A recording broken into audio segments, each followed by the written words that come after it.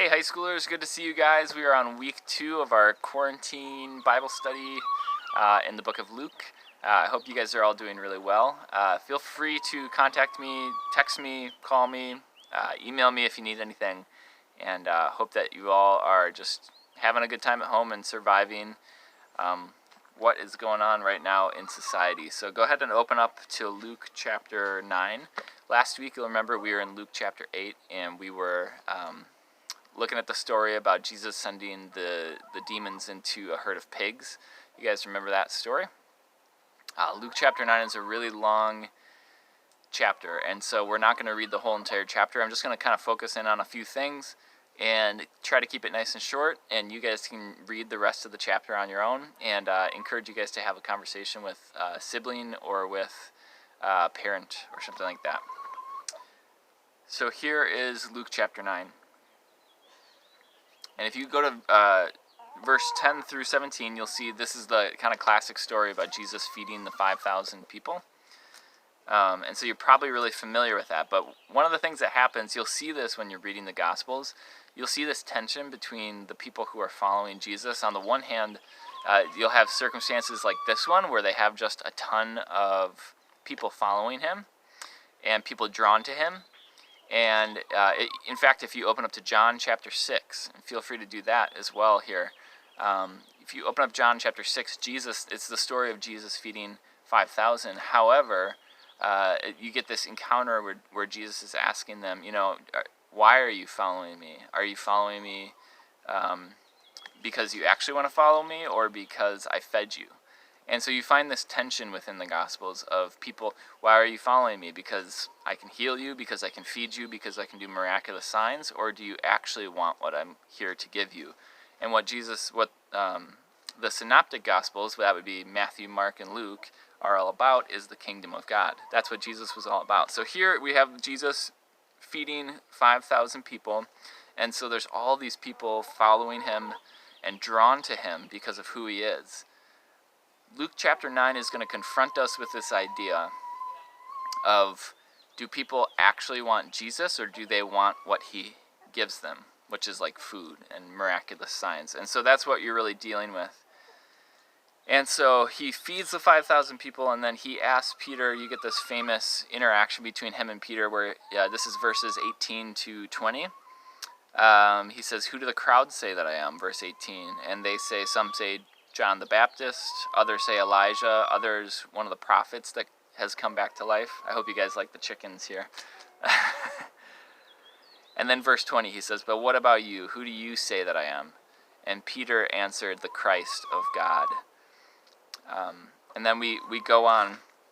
And this next section here, I want to focus in on this and then another part of Luke chapter 9. So I'm going to start reading at verse 21, okay? Jesus strictly warned them not to tell... That was awesome. They're really bugging me here.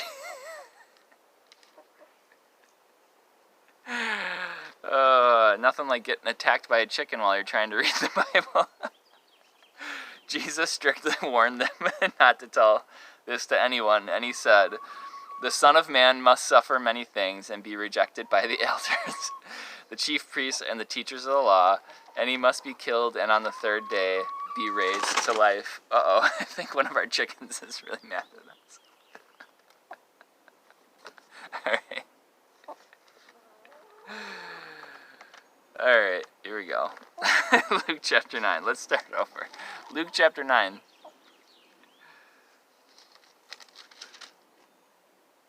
Verse 21. Here we go. I've got a chicken right here staring me down. This is where I usually give her snack, her treat, so I think she's mad at me that I'm not. Alright, Jesus strictly warned them not to tell this to anyone. And he said, "The Son of Man must suffer many things and be rejected by the elders, the chief priests, and the teachers of the law, and he must be killed, and on the third day be raised to life." So he had just gotten done feeding the 5,000, and now he's saying that the Messiah, that the Son of Man, that he is going to be rejected and killed. Now, verse 23. "Then he said to them all, remember this is the whole crowds, this is like the 5,000 people. He says, if anyone would come after me, he must deny himself and take up his cross daily and follow me. For whoever wants to save his life will lose it, but whoever loses his life for me will save it.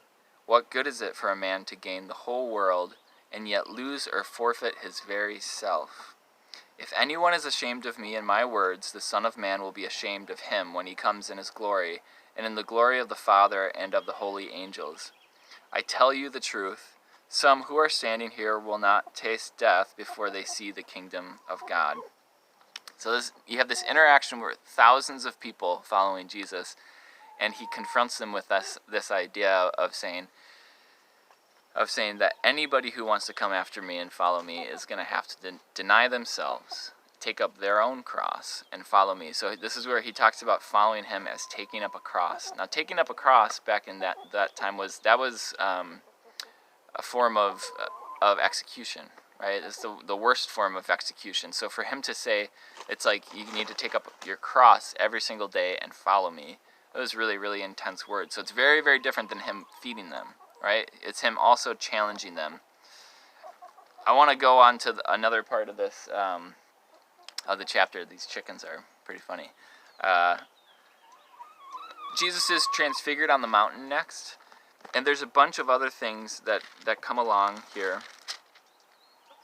And we're going to flip to the end, though, because he does more amazing things in this chapter, but then at the end he reiterates the challenge, and here it is. He says, this is verse 51. I got a lot of chickens eyeing me up right now, so they're really mad at me right now. Okay, hey, get out of here. Alright, so verse 51. As the time approached for him to be taken up to heaven, Jesus resolutely set out for Jerusalem. And he sent messengers on ahead who went into a Samaritan village to get things ready for him. But the people there did not welcome him because he was heading for Jerusalem. When the disciples, James and John, saw this, they asked, "Lord, do you want us to call fire down from heaven to destroy them?" But Jesus turned and rebuked them, and they went to another village. And as they were walking along the road, a man said to him, "I will follow you wherever you go." And Jesus said, "Foxes have holes, birds of the air have nests, but the Son of Man has no place to lay his head." He said to another man, "Follow me." But the man said, "First let me go and bury my father." And Jesus said to him, "Let the dead bury their own dead, but you go and proclaim the kingdom of God." Still another said, "I will follow you, but first let me go back and say goodbye to my family."